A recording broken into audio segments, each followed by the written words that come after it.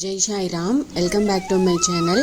இன்றைக்கி இந்த பதிவில் இன்றைக்கி சுக்கிரவார பிரதோஷம். இந்த வருடம் 2026 ஜனவரியில் வந்திருக்கிற பிரதோஷம்.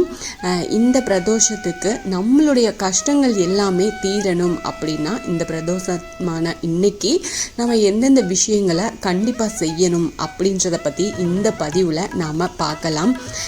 சிவபெருமானுக்குரிய முக்கியமான 8 விரதங்கள் ஒன்றுதான் இந்த பிரதோஷ விரதம்.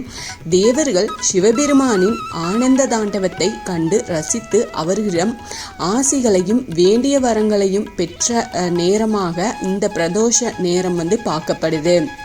இந்த சமயத்தில் நாமளும் சிவபெருமான மனதார வழிபாடு செஞ்சோம் அப்படின்னா நம்முடைய பாவங்கள் நீங்கி நன்மைகள் கிடைக்கிறதோட வேண்டிய வரங்கள் வேண்டியபடி அப்படியே கிடைக்கும் அப்படிங்கிறது நம்பிக்கை இருக்குது. அப்படிப்பட்ட இந்த பிரதோஷத்தை பற்றி நாம் இந்த பதிவில் பார்க்கலாம். இந்த பதிவை முழுசாக ஸ்கிப் பண்ணாமல் பாருங்கள், நிச்சயமாக உங்களுக்கு ரொம்ப பயனுள்ள பதிவாக இருக்கும். அதுக்கு முன்னாடி என்னோட சேனலுக்கு தொடர்ந்து சப்போர்ட் பண்ணுங்கள், லைக் பண்ணுங்கள், ஷேர் பண்ணுங்கள், கமெண்ட் பண்ணுங்கள், மறக்காமல் சப்ஸ்கிரைப் பண்ணுங்கள், பெல் ஐகானை கிளிக் பண்ணுங்க. வெள்ளிக்கிழமையில வரும் பிரதோஷத்தை சுக்கிரவார பிரதோஷம் அப்படின்னு சொல்வாங்க. அப்படிப்பட்ட சுக்கிரவார பிரதோஷம் இந்த ஆண்டில் ஜனவரி 30ஆம் தேதியான இன்னைக்கு வந்திருக்கு. இது தை மாத வளர்ப்பிறையில் வரும் பிரதோஷம் அப்படிங்கிறதுனால இதுக்கு ராஜயோக பிரதோஷம் அப்படின்ற பேரும் கூட இருக்கு. இன்றைய தினம் அமைந்துள்ள பிரதோஷத்துக்கு மற்றொரு மிக முக்கியமான சிறப்பும் இருக்கு. அதாவது சிவபெருமானுக்குரிய திருவாதிரை நட்சத்திரம் வரும் நாளில் இந்த பிரதோஷம் நமக்கு அமைஞ்சிருக்கு. இந்த நாளில் முக்கியமான 3 விஷயங்களை செய்கிறதுனால நம்மளுடைய வாழ்க்கையில் அளவில்லாத முன்னேற்றங்களையும் நன்மைகளையும் நம்மளால் பெற முடியும். அதோட பல பிறவிகளில் தொடரும் பாவங்கள் மற்றும் கஷ்டத்தில் இருந்து விடுபட்டு மகிழ்ச்சியான வாழ்க்கையை நம்மளால் வாழ முடியும். இதுக்கு சுக்கிரவார பிரதோஷம் ஆன இன்னைக்கு என்ன செய்யணும் அப்படின்றத நாம் தெரிஞ்சுக்கலாம். அதாவது முதல் இது பார்த்திங்கன்னா விஷயம், வெள்ளிக்கிழமையில் வரும் பிரதோஷ நாளில் சிவன் கோயிலுக்கு போகும்போது அங்கே இருக்கக்கூடிய நடராஜ பெருமானை தவறாமல் வழிபாடு செய்யணும். பிரதோஷத்தன்னைக்கு நடராஜரை வழிபாடு செய்கிறதுனால நம்முடைய கஷ்டங்கள் எல்லாமே காற்றில் அப்படியே கரையும், கற்பூரத்தை போல காணாமல் போயிடும். திருவாதிரை நட்சத்திரம் வரும் நாளில் நடராஜரை வழிபாடு செஞ்சோம் அப்படின்னா நினைத்த காரியங்கள் அப்படியே நிறைவேறும். ஆரோக்கியம் நமக்கு மேம்படும், தடைகள் விலகும். ராகு கேது தோஷம் இருக்கிறவங்க திருவாதிரை நட்சத்திரம் வரும் நாளில் சிவனை நோக்கி வழிபாடு செஞ்சீங்க அப்படின்னா தோஷங்கள் அப்படிங்கிறதே இல்லாமல் போயிடும். அது எல்லாமே விலகி நன்மைகள் அதிகரிக்கும்.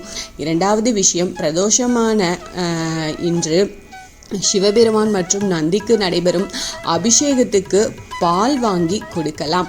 வீட்டில் சிவலிங்கம் வச்சுருந்தீங்க அப்படின்னா பாலால் அபிஷேகம் செஞ்சு வழிபாடு செய்யுங்க. பிரதோஷத்தன்னைக்கு சிவலிங்கத்துக்கு பால் அபிஷேகம் செய்கிறதுனால பாவங்கள் நீங்கும், சகல செல்வ வளங்களும் பெருகும், மகிழ்ச்சியான வளமான வாழ்க்கையை பெற முடியும்.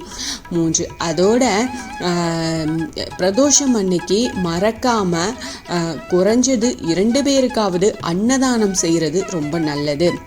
அன்னதானம் செய்கிறதுனால எப்படிப்பட்ட கடுமையான தோஷங்களும் பாவங்களும் விலகும் அப்படின்றது நம்பிக்கை.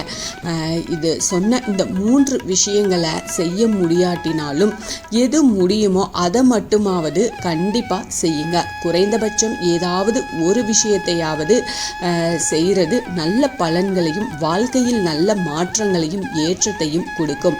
திருவாதிரை நட்சத்திரத்தோடு வரும் பிரதோஷம் அப்படிங்கிறதுனால இந்த நாளில் சிவபெருமானுக்கு ருத்ராபிஷேகம் செஞ்சு மிக உயர்வான பலன்களை நமக்கு கொடுக்கும்.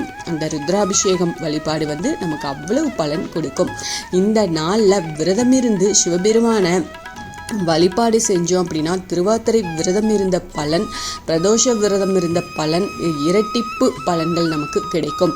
அதோடு செல்வத்துக்கு அதிபதியான மகாலட்சுமி மற்றும் சுக்கிர பகவானின் அருளும் பரிபூரணமாக கிடைக்கும். இதனால கஷ்டங்கள் இல்லாத சுகமான மகிழ்ச்சியான வாழ்க்கை நம்மளால வாழ முடியும். இந்த நாளில் முடிஞ்ச வரைக்கும் சிவமந்திரங்களை சொல்லியபடி இருக்கிறது கர்ம வினைகளின் தாக்கத்தில் இருந்து விடுபட முடியும். அதனால் இன்னைக்கு மாலை நேரத்தில் உங்கள் வீட்டுக்கு பக்கத்தில் சிவன் கோயில் இருக்குது அப்படின்னா அங்கே போய் பூஜையில் கலந்துக்கோங்க, பால் வாங்கி கொடுங்க.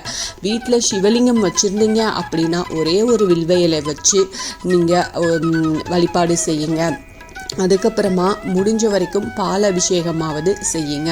நிச்சயமாக உங்களுக்கு என்ன கோரிக்கை இருந்தாலும் சிவபெருமான் நிறைவேற்றி வைப்பார். அவ்வளவு மகிமை வாய்ந்தது இந்த சுக்கிரவார பிரதோஷம். இதை தவற விடாதீங்க. இந்த பதிவு உங்களுக்கு ரொம்ப பயனுள்ள பதிவாக இருக்கும் அப்படின்னு நான் நம்புகிறேன். இதில் ஏதாவது சந்தேகம் இருந்தால் எனக்கு கமெண்ட்டில் கேளுங்க, நான் பதில் சொல்கிறேன். என்னோட சேனலுக்கு தொடர்ந்து சப்போர்ட் பண்ணுங்கள், லைக் பண்ணுங்கள், ஷேர் பண்ணுங்கள், கமெண்ட் பண்ணுங்கள், மறக்காமல் சப்ஸ்கிரைப் பண்ணுங்கள், பெல் ஐக்கானை கிளிக் பண்ணுங்கள்.